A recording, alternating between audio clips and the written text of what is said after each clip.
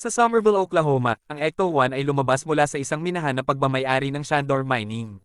Si Egan Spengler ay hinahabol ng isang hindi nakikitang spectral na entity.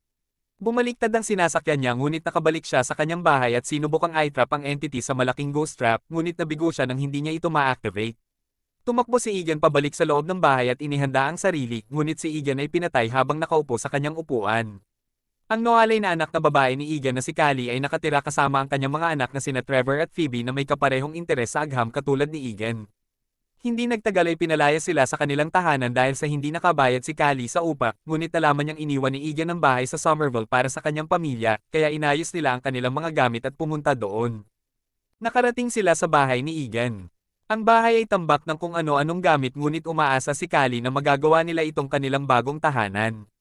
Nakilala sila ni Janine Melnitz na nagsabi kay Callie na iniwanan sila ni Egan ng maraming utang kung saan si Janine ang mag-aasikaso nito. Kalaunan ay dinala ni Callie ang mga bata upang kumain ng hapunan sa isang burger shop kung saan pumasok si Trevor para mag-apply ng trabaho. Agad siyang nabighani sa isang babae na nagngangalang Lucky na nagtatrabaho doon at tinukso ng mga lalaki si Trevor nang kausapin ito. Pag-uwi nila, narinig ni Phoebe ang pagbagsak ng kanyang chessboard sa sahig kaya inayos niya ito bago matulog. Samantala, naglalakad si Trevor sa labas nang mapunta siya sa kamalig kung saan niya natuklasan ang Ecto-1. Kinaumagahan, napansin ni Phoebe na ang isa sa mga piraso ng chess ay lumipat kaya ginalaw niya ang isa sa kanyang mga piraso. Si Callie ay inihatid si Trevor sa kanyang bagong trabaho habang si Phoebe ay ipinunta niya sa isang summer school. Nakilala ni Phoebe ang kanyang guro na si Mr. Gruberson na ipinanood ang pelikulang Cujo sa klase sa halip na magturo. Nakilala niya rin ang isa sa kanyang mga kaklase na si Podcast na may sariling podcast para sa pag-i-interview tungkol sa paranormal na aktibidad. At habang sila ay nanunood isang lindol ang naganap, pumunta si Phoebe sa opisina ni Gruberson kung saan nalaman niya na siya ay isang seismologist at sinusubaybayan ang aktibidad ng paglindol sa nakalipas na ilang taon. Sa burger shop kinamusta ni Lucky kung ayos lang si Trevor sa kanyang trabaho. Binigyan niya ito ng jacket ng lamigin ito sa storage room. Habang pauwi, sinabi ni Phoebe na hindi siya naniniwala sa multo nang sabihin ni Podcast na haunted ang isang sinehan na nadaanan nila. Dinala ni Podcast si Phoebe sa minahan kung saan nakita nila ang tila isang lumang balangkas ng isang halimaw.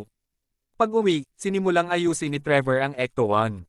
Inihatid ni Podcast pauwi si Phoebe at nalaman na nakatira siya sa bahay ni Egan.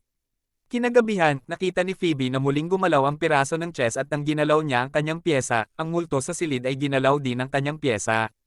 Biglang gumana ang PKE meter ni Egan kaya kinuha niya ito at sinundan kung saan nanggagaling ang enerhiya. Isang ghost trap ang kanyang nakita na nakatago sa sahig. Sa paaralan, dinala ni Phoebe ang ghost trap at ipinakita kay Podcast ngunit nakita ito ni Gruberson at inusisa ito at nalaman na nakatira siya sa bahay ni Egan. Ibinahagi ni Gruberson kay Phoebe at Podcast ang isang video ng orihinal na Ghostbusters pagkatapos nilang iligtas ang Manhattan mula sa pagkawasak noong dekada 80 at nalaman ni Phoebe na ang kanyang lolo ay isang Ghostbuster. Lumabas sila ng paaralan upang buksan ang ghost trap at isang multo ang lumabas at lumipad patungo sa minahan ng Shandor. Hinatid ni Gruberson si Phoebe at Podcast pauwi sa bahay nila Phoebe at nang makita ni Podcast ang isang Aztec death whistle ay hiningi niya ito kay Callie. Lumalabas na may atraksyon sa pagitan ni Callie at Gruberson. Si Podcast ay tinitignan ng isang libro ni Egan nang makita ang larawan ng multo na nakita nila. Natuklasan nila ang tungkol kay Gozer the Gozerian, ang masamang nilalang na responsable sa kaguluhan sa Manhattan pati na rin ang gatekeepers at keymaster na nagpalaya sa kanya. Samantala, inanyayahan ni Lucky si Trevor na lumabas kasama ang kanyang mga kaibigan upang tumambay sa bundok ng minahan kung saan nakita nila ang isa sa mga multo na lumipad palayo. Sa bahay nila Phoebe, hiningi ni Gruberson ang isang lumang mapa ng Somerville. Kinuha ni Phoebe ang PKE meter at ipinunta siya nito sa kamalig kung saan natuklasan niya ang lumang workspace at computer room ni Egan. Nakita niya ang kanyang lumang uniforme at isang eyeglasses.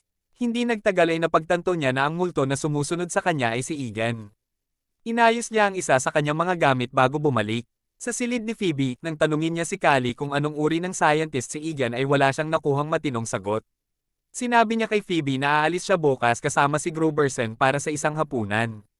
Kinaumagahan, dinala ni Phoebe ang lumang proton pack ni Egan upang ipakita kay Podcast at sinubukan nila ito at naglabas ito ng malakas na proton string. Pagkatapos ay nakarinig sila ng ingay na nagmula sa loob ng isang abandonadong gusali kaya nagtungo sila rito at hinanap nila kung saan nagmumula ang ingay. Nakakita sila ng kulay asul at matabang multo na tinawag nilang Muncher dahil kumakain ito ng metal. Ginamit ni Podcast ang Aztec Death Whistle kaya inatake sila ng multo sa pamamagitan ng pag-atungal ng mga metal shards sa kanila. Ginamit ni Phoebe ang proton pack kay Muncher ngunit nakawala ito at lumipad palayo. Si Trevor ay matagumpay na naayos ang Ecto-1 at sinubukan niya ito at nagpaikot-ikot. Nakita niya sa daan sina Phoebe at Podcast at pinasakay sa likuran. Samantala, si Callie ay nakikipag-date kay Gruberson at nagpahayag ng kanyang mga alalahanin tungkol sa hindi angkop na pakikitungo ni Phoebe. Isang remote-controlled na ghost trap ang nakita ni Podcast sa likuran ng kotse at nagtungo sila sa kinaroroonan ni Muncher na inihayag sa radio. Nang makita nila ito, isang lever switch ang naapakan ni Podcast na nag-urong sa upuan ni Phoebe palabas ng kotse. Hinabol nila ito at ginamit ni Phoebe ang proton pack kay Muncher na nagsanhi ng kaguluhan sa bayan. Ginamit ni Podcast ang isang remote-controlled na ghost trap para tulungan si Phoebe.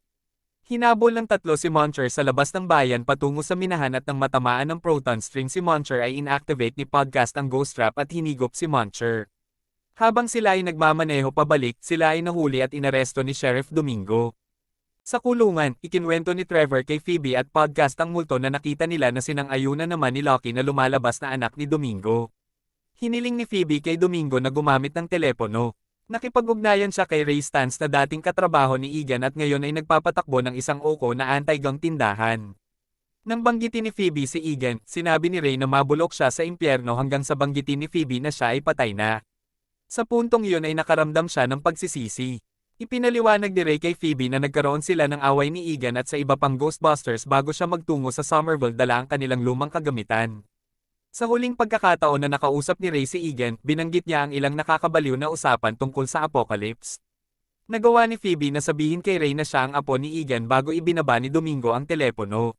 Dumating sina Callie at Gruberson para piyansahan ang mga bata ngunit hindi ibinalik ni Domingo ang kanilang mga kagamitan. Pag-uwi nila, nagtalo sina Phoebe at Callie dahil nauunawaan at iginagalang ni Phoebe ang lahat ng ginawa ni Egan ngunit nakikita pa rin siya ni Callie bilang isang masamang ama at ayaw niyang makisali ang kanyang anak sa kanyang ginagawa. Sa minahan isang estatwa ang nabuhay. Pumunta si Gruberson sa Walmart para bumili ng ice cream nang mapansin niya ang maliit na Stay Puft Marshmallow na nabuhay. Ilang sandali ay nabuhay pa ang mas marami pang marshmallow na nagdulot ng kaguluhan sa store.